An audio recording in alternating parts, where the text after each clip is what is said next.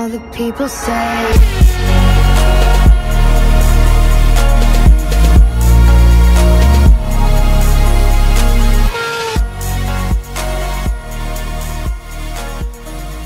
What's up, guys? Sorry I haven't been posting videos here on a regular basis, but I think I put a little bit more into my video production than most other gun channels here on YouTube. Also, I've started a new podcast with my good friend Johnny, aka Operator Error. It's called Freedom 350, and we go over a bunch of topics from Second Amendment issues, politics, current events, life, and we even delve into our thoughts on consciousness. But anyways, let's get to the point of this video. My new Colt style CMMG 9mm AR pistol build. Now, some of you might wonder why I chose to do a Colt style 9mm AR build and not a Glock style build. Well, the answer is easy. Now, if you follow the channel for a while or follow the Instagram page, you probably know the reason. But for those of you that don't know, I'm all about ergonomics and the need for all the controls to be ambidextrous. Now, there are a few ambidextrous Glock lowers out there, like the KE arms, Gibbs arms, and the Tennessee Arms polymer receivers. But the Tennessee Arms polymer receiver's left-handed magazine release is at the front of the magazine well and out of reach of my index finger. And I believe Coda Evolution made an ambidextrous Glock lower, but I don't think they do anymore because I couldn't find it on their website. Another reason for choosing the Colt style CMMG receiver set was for the price. I found it on sale at Primary Arms and picked it up. Although the quality of my videos may suggest that I have sponsors, I only have one sponsor, and that's me. Now, I may have gotten discounts here and there for the builds I've done, but I'm still using my own funds, and those funds are spread between the parts I buy for builds, camera equipment, and audio equipment. That's why we started a Patreon page to help fund the gun channel here and the new podcast channel, Freedom 350. Another good reason for the Patreon page is that's where the assembly and build videos will be, and any other videos that wouldn't be allowed on YouTube anymore. But anyways, back to this Colt style CMMG 9mm pistol build. Let's do a rundown of the parts I use for this assembly. Starting from the back on the right side is the newish SBA3 brace from SB Tactical. The SBA3 is held in place by a LWRC Sling QD end plate. Then comes the Law Tactical Gen 3 folding stock adapter.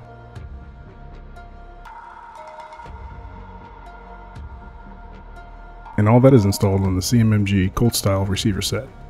The grip I chose is the new Strike Industries Viper Enhanced Pistol Grip at a 15-degree cant, and just in front of that is their billet aluminum Fang trigger guard. The upper receiver came assembled, so it's just a standard forward assist and dust cover. I again went with the Strike Industries latchless charging handle, and I put two black ISO tabs on either side. And the handrail is also from Strike Industries, their 7-inch strike rail. At the muzzle, I went with a Fat Man comp from Phase 5 Weapon Systems, and up top is the Daniel Defense fixed iron sight set. Now for the parts that makes this little guy function. For the bolt carrier group, I went with the Odinworks 9mm BCG, because I like the style of extractor it has compared to the others that I've seen. And the 7-inch barrel is from Bear Creek Arsenal. Bear Creek Arsenal barrels can be had for a pretty good price, so let's hope the quality is a steal for the price. And to make it go bang, I have the BFS3 trigger from Franklin Armory. And this is the trigger that sends rounds downrange when you pull the trigger and release the trigger. And the reason why I had to say it like that is I didn't want YouTube's algorithm to catch this and demonetize or even block this video. Now let's flip it around and look at the left side. And the only part that I haven't mentioned is the Ambi Mag catch and release from Ford Control Design, because unlike the Glock lowers out there, the CMMG Colt style 9mm lower retains all the standard AR-15 controls, except for the bolt catch. And if the bolt catch wasn't proprietary for this lower, I also would have installed the bolt catch from Ford Control Design, because it's designed to work well with their ambidextrous mag release, because the bottom portion of the bolt catch that is depressed to lock the bolt to the rear is actually extended outboard, so that you can lock the bolt to the rear without the worry accidentally hitting your magazine release. Now, for those of you that don't know, the Law Tactical folding stock adapter wasn't an easy plug-and-play installation like would be for a normal AR-15 rifle or AR-15 rifle caliber pistol build. Because if you look at the rear of 9mm bolt carriers, you're going to see that the end is plugged up where the Law Tactical carrier extension fits into.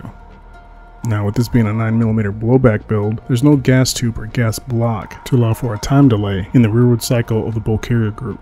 So what the plug in the 9mm bolt carrier is actually a weight. With the extra weight in the bolt carrier and a heavy buffer and spring, it should and will allow for a delay in the bolt carrier to cycle back for the bullet and gases to travel far enough down or out of the barrel completely. This is important, especially for us lefties. You're fucking a white male! So? Left-handed, not a leftist. It's important so we don't get a face full of propellant after we pull that trigger.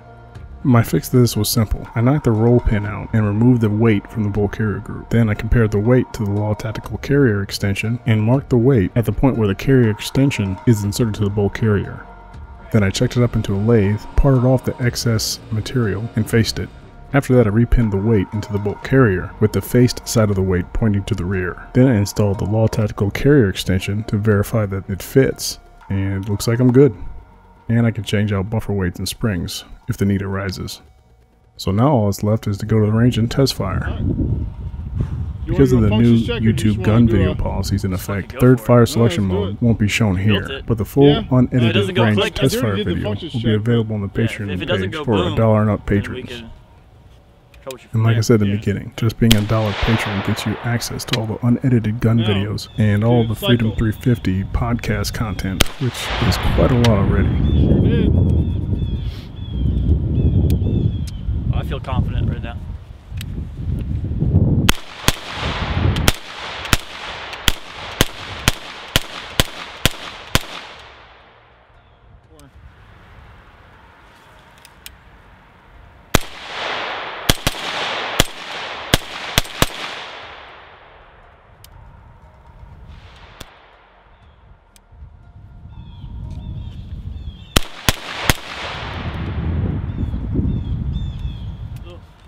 My trigger finger's a little cold. Now I'm not binary by nature. For a time there was a nice little rhythm. It was like it's because it's I don't know, it's not my normal trigger, you know. I'm not trying to make excuses. This doesn't happen all the time. If you did, don't forget to hit that like button. Head on over to the 50% and Freedom 350 Facebook pages to join in on the fun and the conversations. And feel free to show some love on the Instagram page as well. With that, I guess I'll see you guys next time. Later.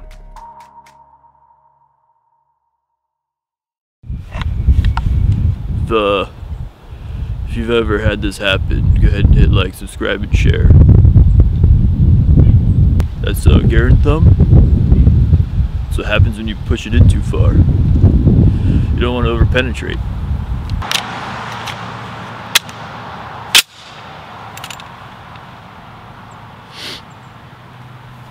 Then to unload, it's just like that.